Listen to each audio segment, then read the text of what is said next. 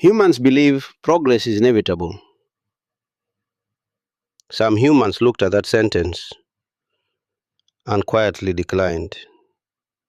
They left Europe, crossed an ocean, arrived in America, and immediately decided this was far enough.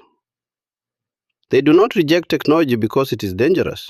They reject it because it works. Working things ask questions. They travel slowly, on purpose.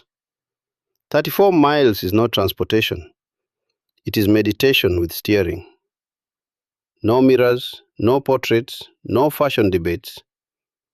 Individuality is efficient, but community lasts longer. A field that takes 10 days to harvest could take 10 hours. But speed creates free time. Free time creates curiosity. Curiosity ruins everything. School ends at 14, not because knowledge is bad, but because questions tend to wander.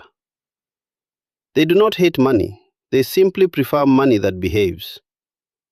Technology is allowed once it learns to sit quietly. Some leave, most stay. Leaving offers freedom, staying offers belonging. Humans choose belonging more often than they admit.